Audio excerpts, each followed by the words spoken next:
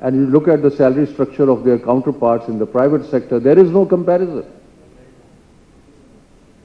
A civil servant at the highest level, after 30 odd years of service, may be earning something like 3 lakhs. Whereas, I don't know that much about the private sector, but I would imagine that the salaries are many, many times of what a senior civil servant is earning. So we have to make sure that we first attract the right talent into service, and then pay them in a way that people are attracted to. But then civil service reform is a very important part. And the last one, which concerns everybody, with the way we function in the government and the way the people interact with the government, is improving the business processes. What kind of procedures, what kind of things. So this is a whole, it's a challenge of many dimensions that we face, but unless and until we make government more responsive, unless and until we make government more able to deliver services, to maintain order, to respond to the citizens, we'll not be able to move, and we are moving in this direction. We have, in my opinion, made some fundamental changes in the way we are organized, but we haven't gone to the extent that we should have. I believe that the 18th Amendment had and has some very, very important areas that have been devolved to the provinces. But I think there are areas which probably should not have been devolved. Let me give you an example. Recently we were facing a situation of higher prices for atta, for wheat flour.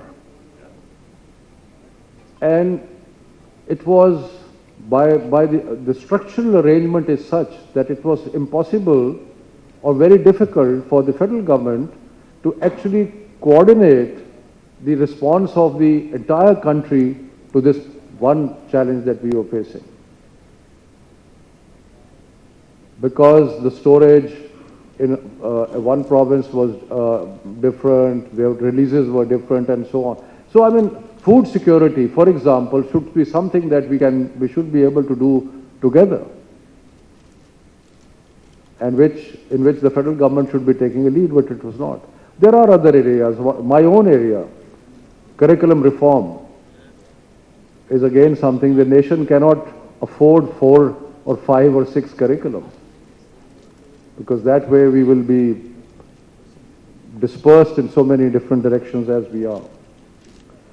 But one thing that has not happened, which is an essential part of improving the way we govern ourselves, is the local government. Because there is a need to build a very strong local government system. And we are in the process of, the law is almost ready, being given final touches. And very soon, depending on the COVID situation, we will be moving forward as far as local government system is concerned, but it is a very important part of how we govern ourselves. Now I come to my own area, which is education. There are a number of challenges that we face in the field of education. As I said, literacy rate is a problem. Out of school children is a problem. But there are other problems also. We have what I call educational apartheid, in which we have different systems of education for different segments of society. We have an elite-based education system which caters to many of us. And then we have a government school system which has unfortunately been neglected over the last 70 odd years. And then we have a religious school system, the madrasas, all having their own curriculums, all having their own certifications, all having their own, the way they are taught. And education gives you a way of understanding and looking at the world. So if you are being taught different things, then that means that there is no such thing as a collective psyche of the nation. It's a divided psyche. So we are trying to address this. And we are trying to address this through something we call the single national curriculum. We are working very closely with the provinces to make sure that all students in Pakistan have the same benchmarks, same learning outcomes for everybody. Whether you're studying in a madrasa, whether you're studying in a government school, whether you're studying in a private school, you should have the same learning outcomes. We're also trying to address the question of language. Because what has happened over the years is, and we are very much products of that English has become a class. It's not just a system of education, it's a class. So we have to make sure that everybody has an opportunity which is as equal as possible. Not easy at all. If you have to, it's a transformational thing. It will take a very long time. But it has to, the journey has to be started. So the start of the journey is that our single national curriculum will be enforced, inshallah, depending on some of the challenges that we are facing because of the pandemic, by April in government schools and maybe by August in private schools. So this is going to be a big change. After 70 years that we will have a single curriculum, single benchmark, single learning outcomes for all students in Pakistan. We are also launching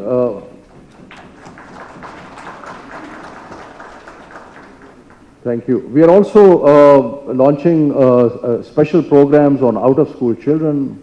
We are expanding the program called Wasila-e-Taleem, where especially girl children who go to school, their parents would be, as part of the cash transfers, that will be increased, the amount is being increased and the number is being increased, so we make sure that maximum number of children go to school. I'm working a lot these days on technology. We are trying to look at new technologies of how to reach children, to reach girls who don't go to school after a certain period of time, to reach out to teachers so that we can have new methodologies of teacher training. So technology is and of course during the pandemic, we have had to quickly respond, and we have a tele-school going. In another week, we will have, inshallah, a radio school going for those people who don't have access to television. So we have already developed a curriculum with the help of our partners for class 1 to 5 for a radio beaming of lessons, which will start, inshallah, within 2 weeks.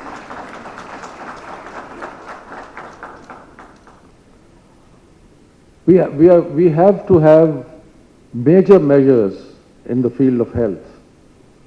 Do you know that 40% of our children are stunted by the time they reach the age of 5 because of malnutrition, because of other things? That's a huge number. Malnutrition, the stunting is of not just physical stunting, but also it sort of atrophies the brain a little bit. So among many other measures that we are taking, we are going to expand the Sehat Sahulat card. Now look at, I just going to take 1 minute to, a family or a person will get 7,40,000 of free hospital treatment by the presentation of the card, not just in government hospitals, but any hospital, any private hospital, through this card. And we have decided that in Khyber Pakhtunkhwa, already the decision has been made that the entire population will be covered by the Sehat Sahulat card. In Punjab, it is starting again.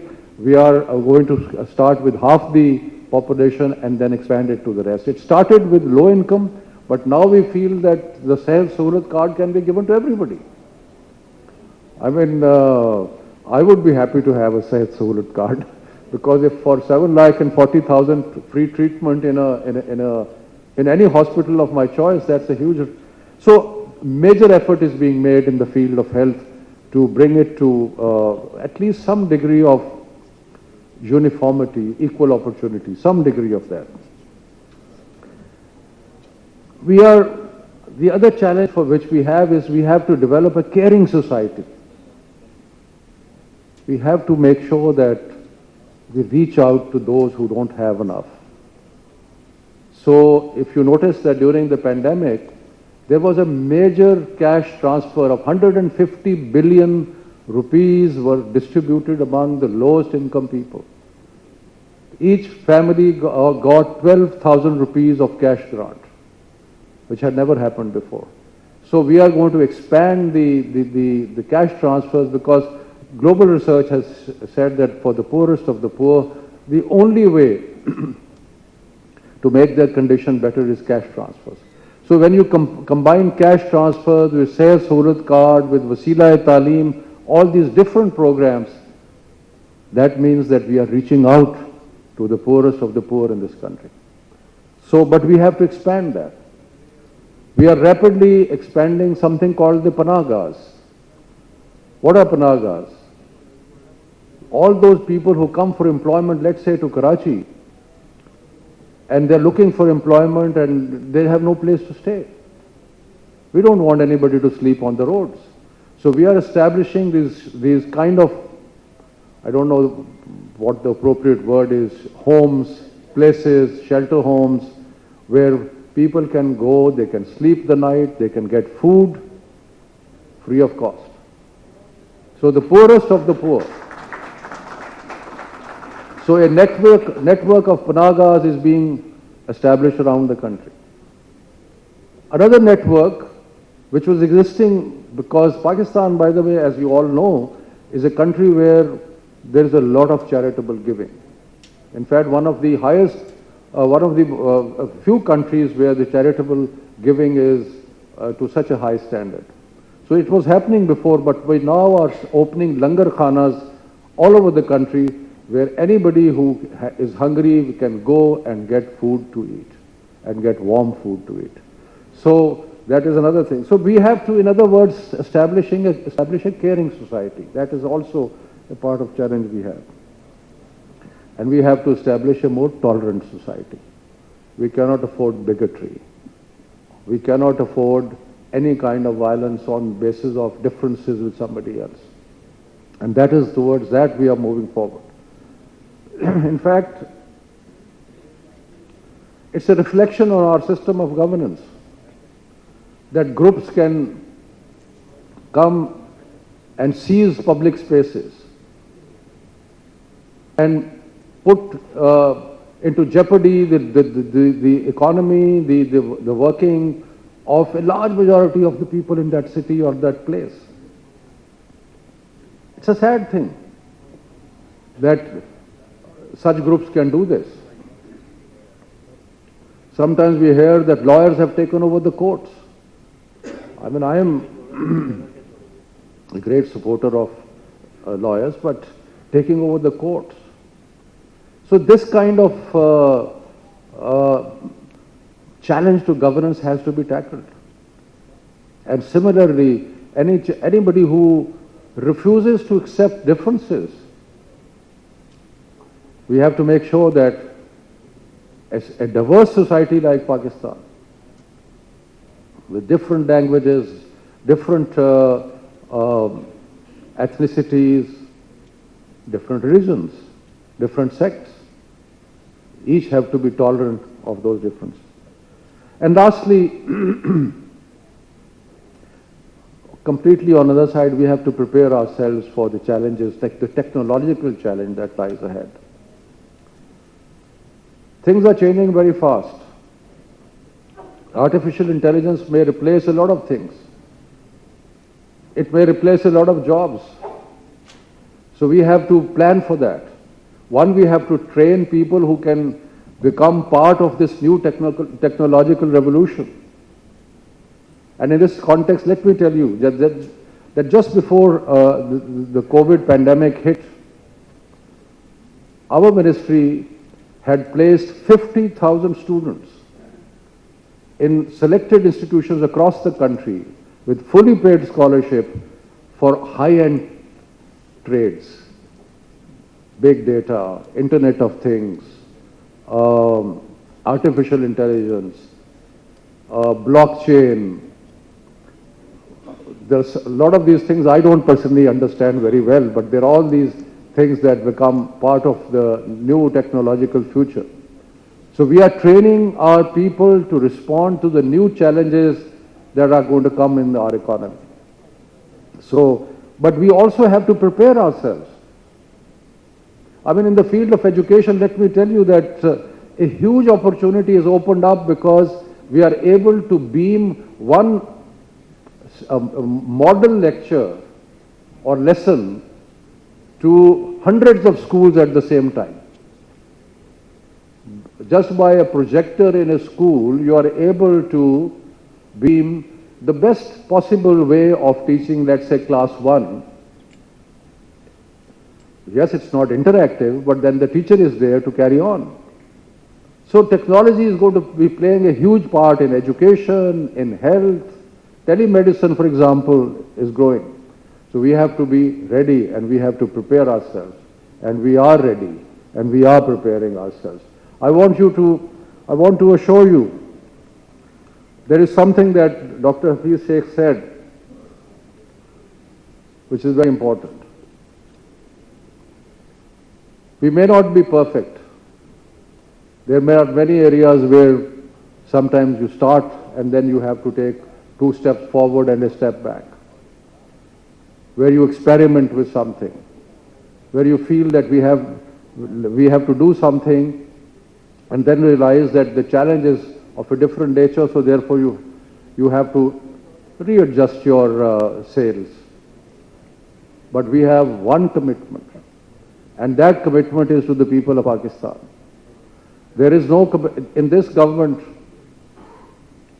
and under the leadership of Prime Minister Imran Khan, I can assure you one thing, that everything that is being done is not for any personal gratification. There are no businesses that we are running. Our only business is that we want to serve. And with your support, inshallah, we'll be able to deliver. Thank you very much.